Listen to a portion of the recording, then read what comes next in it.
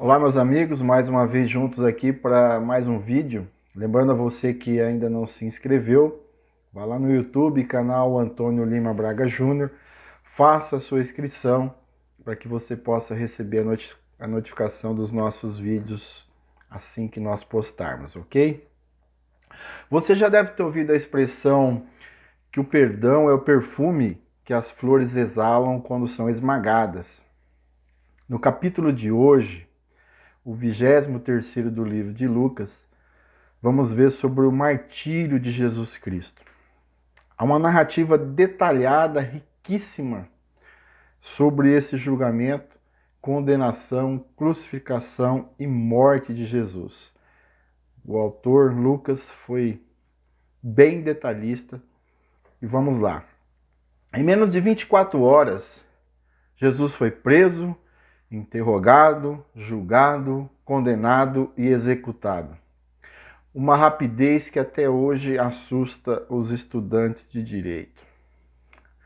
Os líderes religiosos não tinham poder de aplicar a pena de morte. Além do mais, assuntos religiosos também não eram suficientes para levar o Império Romano para aplicar tal pena. Dessa forma, a acusação que eles encontraram foi a insurreição, ou seja, revolta, ação de se opor a alguma coisa pré-estabelecida ou determinada. Então eles acusaram Jesus de ser contrário ao pagamento de impostos e contrário ao Império Romano. Pilatos era um governador romano empossado para cuidar daquela região. Ele interrogou a Jesus e não encontrou crime algum nele. Conforme os judeus tentavam de qualquer forma incriminar Jesus Cristo, acabaram falando que ele era um galileu. Diante de tal fato, Pilatos falou: opa, se você é galileu, eu vou mandar você para Herodes, porque lá é a jurisdição dele. Esse Herodes era o Antipas, aquele mesmo que mandou matar João Batista, cortando-lhe a cabeça. Ele tinha uma vontade imensa de conhecer Jesus Cristo. Queria que o Senhor operasse milagres, queria que o Senhor fizesse maravilhas. Entretanto, a única coisa que Jesus ofereceu para ele foi o silêncio. De todos os lugares onde Jesus passou, o único lugar que ele ficou em silêncio foi diante de Herodes. Herodes, então, começou a desprezar e a zombar, a escarnecer de Jesus Cristo. Ele vestiu uma roupa resplandecente e enviou ele novamente para Pilatos. Esse ato fez com que a amizade entre ele e Pilatos ressurgisse, porque eles estavam aí meio brigados, meio estremecidos por conta de ações territoriais, enfim. Ciúme de homem, né? Que é um negócio terrível. Pilatos queria soltar Jesus, mas a multidão estava eufórica, exigindo a morte dele. Aquela mesma multidão que estavam com os ramos chacoalhando, exaltando a Jesus, hosana nas alturas, aquela coisa toda, aquela mesma multidão estava gritando: crucifica-o. Pilatos estava preocupado com seu cargo. Uma rebelião em Jerusalém, naquela altura do campeonato, não seria de bom grado para o governo romano, né? Estavam falando de Páscoa, estava cheio de judeus em Jerusalém e não ia ficar bem para ele. Então ele estava muito preocupado com o seu cargo. Quando você tiver que tomar uma decisão na sua vida, não fique se preocupando com aquilo que é mais cômodo, e sim com aquilo que é certo. Porque se você for preocupar com o que é mais cômodo, principalmente você que exerce cargo de liderança, você pode cair como Pilatos, você pode perder uma bênção futura. Às vezes as decisões que você tem que tomar, elas não são muito agradáveis. Você tem às vezes que tomar decisões hostis, você tem que tomar decisões que vai de encontro com o interesse dos seus liderados. Pilatos se acovardou. Bom, não seja como Pilatos.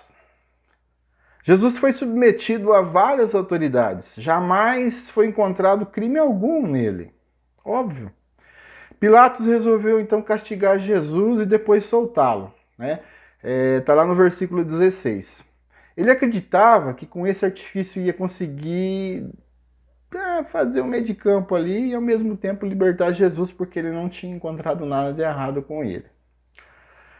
Então ele coloca diante da multidão duas pessoas, Jesus e Barrabás. Quem seria Barrabás? Ele era um homicida. Muitos dizem que era um líder revolucionário que estava tentando libertar o povo judeu de Roma. Entretanto, ele estava preso ali porque tinha matado alguém. Não era boa coisa. Bom, quando Pilatos fez isso, ele imaginava que a multidão, logicamente, ia pedir para que Jesus fosse liberto. Contudo, não foi isso que aconteceu. Assim como nos dias de hoje, o povo prefere os ladrões, os homicidas, os pedófilos e outras desgraças mais que existem por aí. Inclusive, esses são líderes políticos que a gente vai lá e aperta o confirma. Uma pena. Se nós fizermos uma representação, Barrabás representa a humanidade pecadora. Pilatos perguntou 3 vezes para a multidão, mas a resposta foi sempre a mesma: crucifica-o. Aí ele se acovardou por querer defender o seu cargo. Como você defende o seu cargo? Passa por cima do que é certo? Em nome de uma estabilidade? Tem bastante gente por aí que faz isso, não é mesmo? Cuidado para não perder uma bênção futura pensando no presente. Jesus então é levado para ser crucificado. Lucas, sempre detalhista, menciona que algumas mulheres choravam. Jesus então fala para elas não chorarem por ele. Ele fala para que elas chorassem por elas mesmas. Mais uma vez, antevendo o que iria acontecer com Jerusalém. Olha o tamanho desse amor. Ele estava sendo levado para a morte, estava preocupado com o que ia acontecer com elas no futuro, quando Jerusalém fora destruída, como nós já falamos anteriormente. Jesus teve como companhia, na sua crucificação, 2 homens chamados de malfeitores. Repare aqui que, pouco tempo antes, Tiago e João pediram para que Jesus o colocassem ao seu lado diante do reino, causando até um mal-estar entre os outros discípulos. A sua morte na cruz foi o início do seu reino. Estar ao lado de Jesus Cristo pode ser sinônimo de sofrimento. Você está disposto a estar ao lado dele?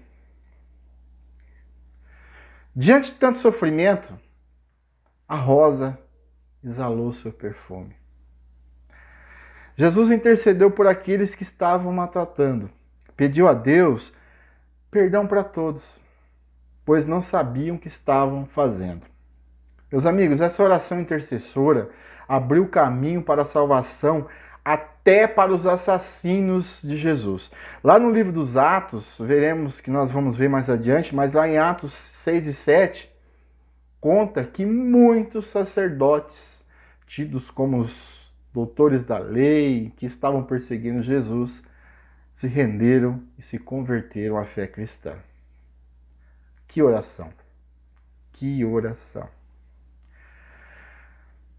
Colocaram em cima de Jesus Cristo um título em 3 idiomas, grego, romano e hebraico, que estava escrito assim: Este é o Rei dos Judeus. A intenção era ironia, era mostrar que aquele rei estava acabado. Eles achavam que humilhando Jesus estariam destruindo ele. Entretanto, Jesus estava iniciando ali o seu reino. Sua morte e ressurreição iria dar um golpe definitivo em qualquer plano de Satanás.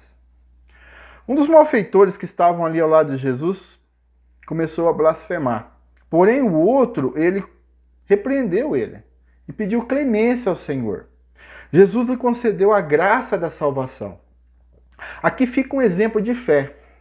Não adianta vivermos em constante comunhão, estarmos na igreja e fazermos isso, fazendo aquilo, e fazendo festa e um monte de coisa, se a sua fé não for genuína.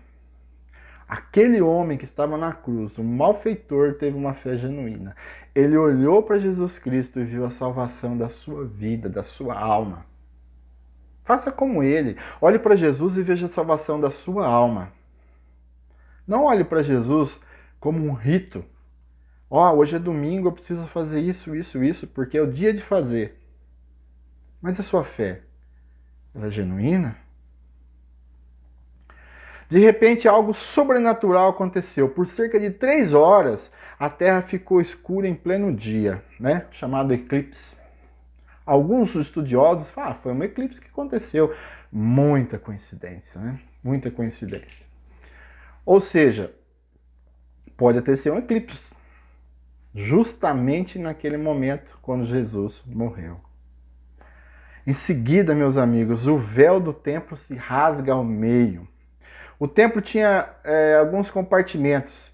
O átrio das mulheres, o átrio dos homens, o lugar santo, onde só os sacerdotes podiam entrar, e o lugar santíssimo, onde só o sumo sacerdote podia entrar uma vez por ano para a expiação do pecado do povo. Quando o véu se rasga, separa-se ali o lugar santo do santíssimo, que separava o lugar santo do santíssimo, não existia mais separação. Jesus, o nosso sumo sacerdote eterno, entrou de uma vez por todas na presença de Deus, no santo dos santos celestial em nosso favor. Vá lá em Hebreus 6, 19 e 20, você vai ver isso. O nosso sumo sacerdote eterno, Jesus Cristo, entrou de uma vez por todas na presença de Deus no santo dos santos. José de Arimateia, um rico membro e respeitado do Sinédrio, ele colocou a vida dele em risco. Ele demonstrou o seu amor para com Cristo. Ele seguia Cristo de uma maneira anônima. Mas aí ele deixou de ser anônimo. Ele foi lá e pediu o corpo do Senhor e lhe concedeu uma sepultura digna. Quem seguia Jesus declaradamente fugiu. Mas aquele homem esteve presente. As mulheres seguiram José de Arimateia até o sepulcro e viram exatamente onde o Senhor estaria sepultado e voltariam com especiarias e unguento no sábado de manhã. Meus amigos, desde o momento da crucificação, aquelas mulheres que não podiam fazer muito estiveram juntas do Mestre. Entre elas, a sua mãe, Maria. Está lá em João 19, 25. Imagina o sofrimento de Maria.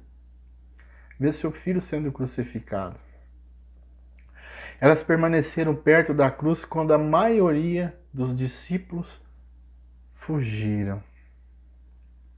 Às vezes, nós achamos que não podemos fazer muito para Jesus.